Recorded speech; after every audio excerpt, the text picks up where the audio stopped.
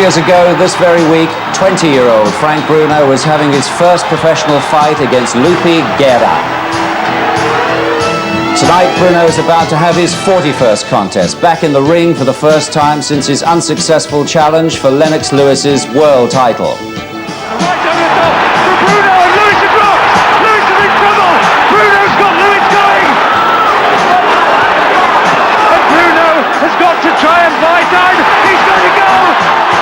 Surely this fight is all over. Mickey Barnard stopped it. Bruno's opponent tonight, Jess Ferguson. He once beat the man who shot Mike Tyson, Buster Douglas, and last year he upset the plans of highly rated Ray Mercer, shown here. A win there earned Ferguson a world title challenge against Riddick Bowe, but he was crushed in 2 rounds. So both Bruno and Ferguson fought for a world title last year, both lost, and both have said that if they lose tonight, they will quit. If I did lose again, Harry, I think I'll have to knock that on the head, you know what I mean, and say I call it a day because common sense has got to prevail, you know, but I'm looking further and thinking much positive than rather that, you know, about losing. But at the end of the day, at the back of your mind, if I lose, where is there for me to go? Good evening from Birmingham, where we're about to see the latest chapter in the Frank Bruno story. 10 rounds scheduled against Jess Ferguson. You know, win or lose, only one of Bruno's fights has ever gone that distance, so don't blink, you might miss it. Former world champion Barry McGuigan is with us to enjoy the fight. Are you surprised that Frank's still got the heart to go back into the ring after that Lennox Lewis defeat? He's always had a great heart, big heart, strong and very courageous, and I'm surprised that he wants to go for it again, having had 3 attempts already. But he's always in tremendous shape, and he's got that sort of power that will always give him a chance and can wipe the slate clean with one blow. What do you make of Jess Ferguson? I saw that fight. I was in the States and saw him beat Ray Mercer, and he won it very well. He wasn't expected to. He was just there to sort of make up the cuss list. But he turned it round. Yeah. He looked a good fighter that night. He's a good attacking fighter. He likes to come forward, throws lots of punches.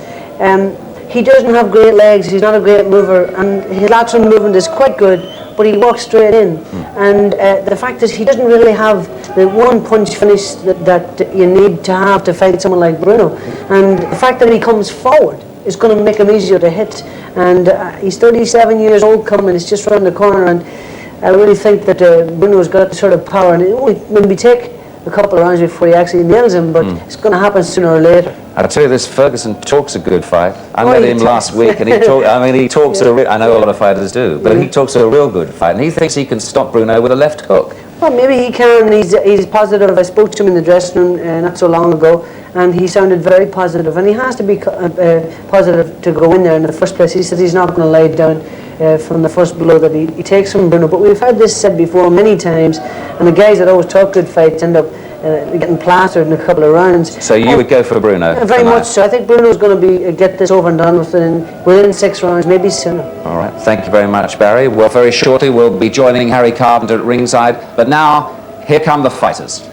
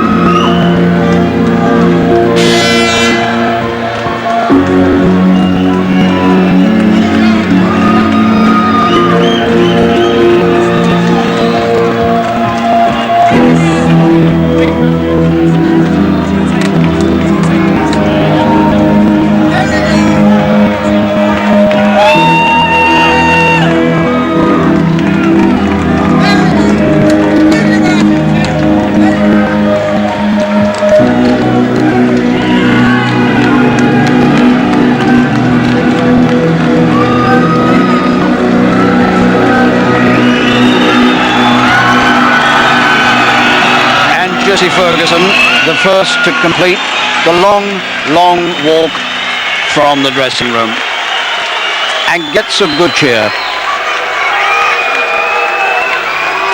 It'll be nothing like Frank gets.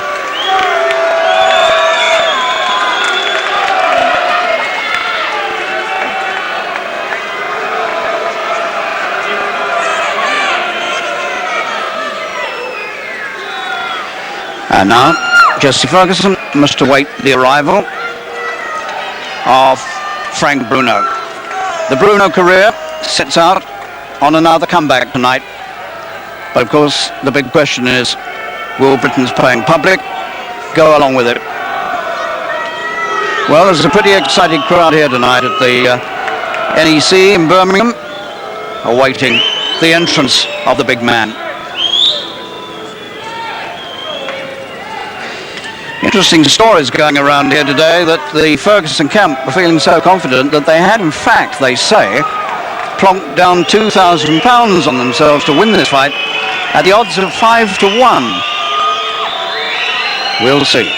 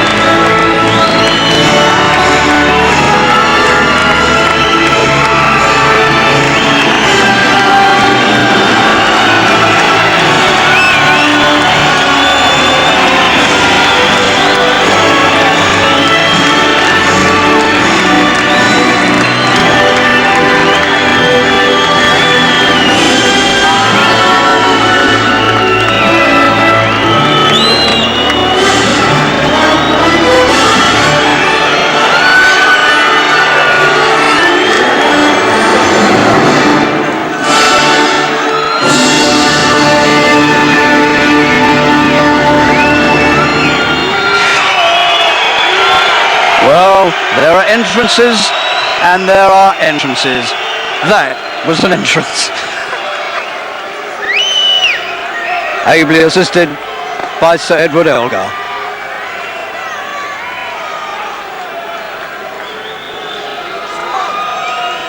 Well, Frank looks as calm and as confident as he always does on these occasions. And the one thing you can always bet is he's 100% fit. Right, let's go to our MC, Mike Goodall. My lords, ladies and gentlemen, live on BBC Television Sports Night, this is the main event of the evening from Birmingham's NEC Arena, promoted by National Promotions and sponsored by Joe Bloggs, who proudly present an international heavyweight contest of 10 3-minute rounds between, in the blue corner, wearing the purple and white trunks from New Jersey in the USA, his professional record of 31 contests has 20 wins, 11 losses, 14 wins coming by way of KO. A welcome please for Jesse the Boogeyman Ferguson!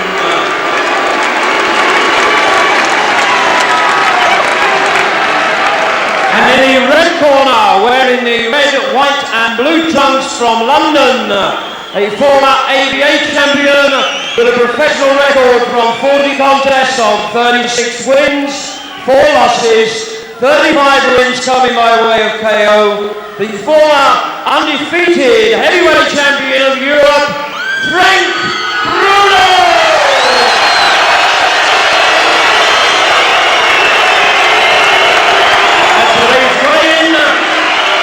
Ferguson scale 17 stone 6 pounds, Bruno 17 stone 2 pounds. The officials for this contest, the steward in charge, Mr. Charles Giles and Mr. David Roden, the timekeeper, Mr. Brian Heath of Sutton Coldfield, the referee, Mr. John Coyle of Wolverhampton.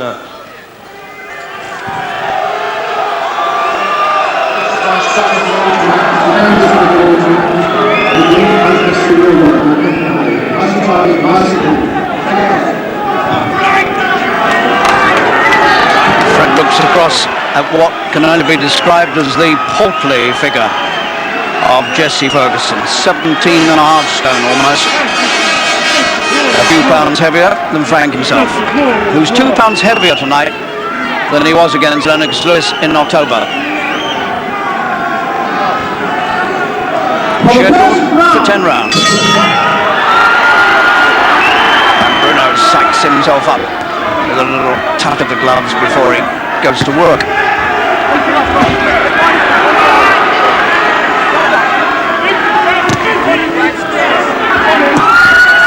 Riddick Bowe took 2 rounds to get rid of Ferguson.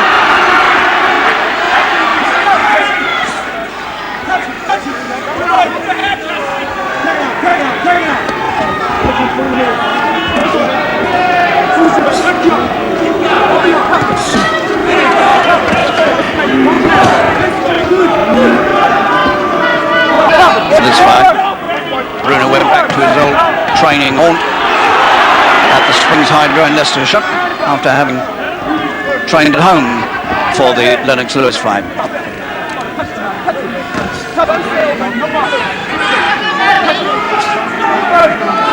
There have been 3 world title defeats now for Frank. The first from Tim Witherspoon, and then from Mike Tyson, and then in the last fight from Lennox Lewis. But every time, amazingly, this man has picked himself up physically and psychologically and moved on.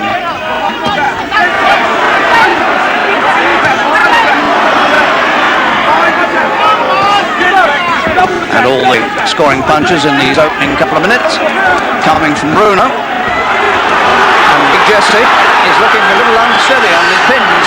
Oh my word, he's not going to go over in one, is he? He's up at 6. Bruno hitting him down on the back of the neck. He'll get told about that. The rabbit punch, that is illegal. Frank's going for the big win here. He wants to beat Riddick Bowe. And Ferguson is offering nothing in resistance. He's got a lump coming up at the side of his left eye. Ferguson has gone down for the second time.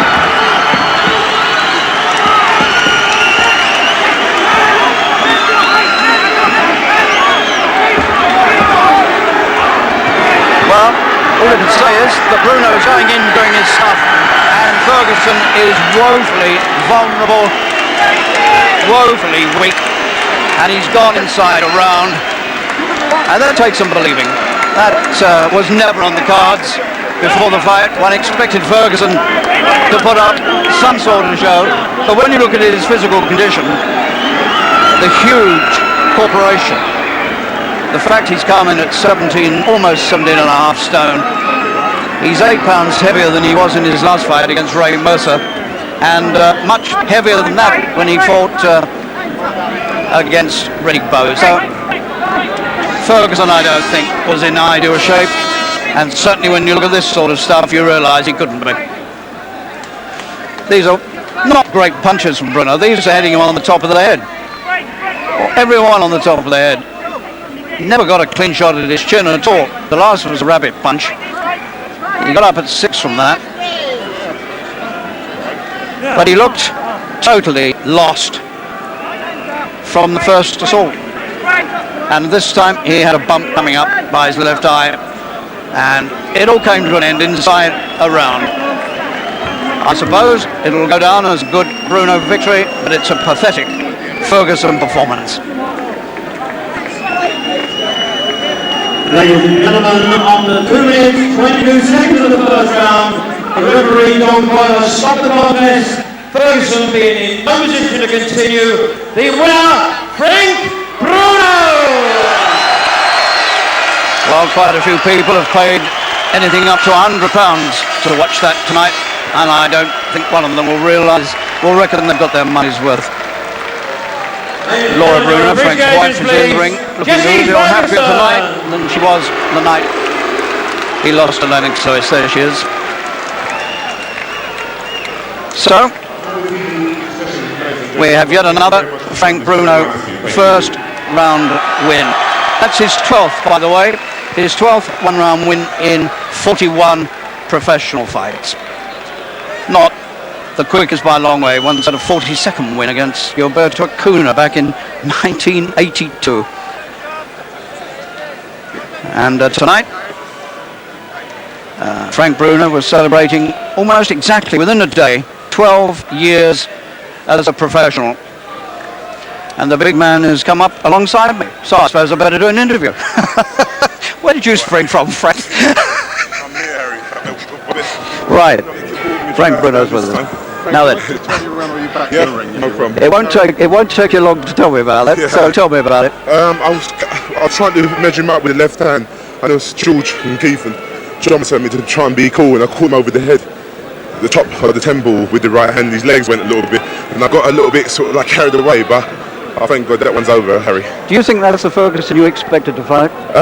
Harry, you wouldn't have said that if he would have took me 8 rounds and 10 rounds, like a lot of people said he was going to do. The boxing news said he's going to take me 6 rounds. This one said he's going to take me 7 rounds, but he takes everybody else to the distance, except Riddick Bowe, and he gives him the hard trouble. So I was expecting hard trouble. The only thing I would say to you is he didn't look like a man who trained properly. I mean, he's got a huge probably, Harry, because in most of his fights he looks a little bit, but he came in tonight a little bit heavy, trying to push me back a little bit, to bulk up to push me back, but he didn't do that. The other thing I have to say to you is that all those we've just watched the replay of the first knockdown, and all those punches you landed were all hitting him on the top of the head or on the back of the head. Hitting the side of the head, never hit him on the chin. No, they were hitting him on the side of the head, Harry. Once the referee warned me, an awful lot on the top as well. Yeah, but what's the name? If he had me in that position, Harry, he would hit me at the back of my head. But I didn't hit him at the back of his head. I hit him at the side of his head. But it's going to go down as one of the most sensational wins. That's obvious, because you've done a man very fast. Not too many people have done that. Mike Tyson, thanks very much, mate. He took Mike Tyson 6 rounds.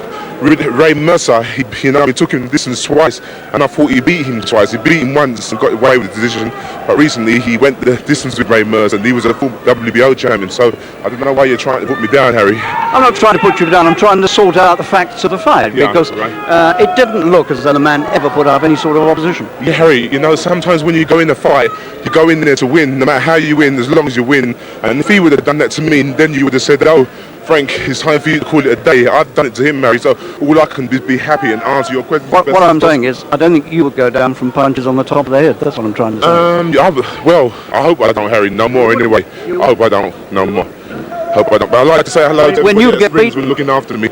This is Purger, Stephen Purger. And listen, when you get beaten, you take real punches, and you take them well, but you take good punches. Now, those sort of punches on the top of the head, to me, are not good punches. I'm not saying you haven't done your job. You've done your job. What I'm saying is he wasn't a good opponent for you. He was a good opponent. You think so?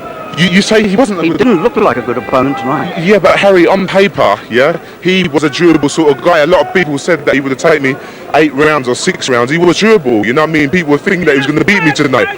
You know what I mean? I beat him in 1 round. What more can I do? I can't argue about that. Harry Carpenter. I know your wife's here. You know what I mean? Everybody's here, but you're trying to.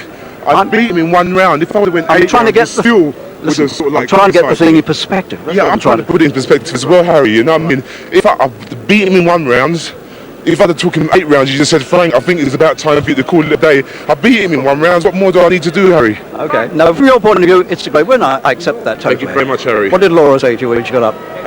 Laura didn't get up there today. I was looking. Yes, she did. She was in there. She went up there. Did she? I didn't see her, Harry. She's here, but I didn't see her.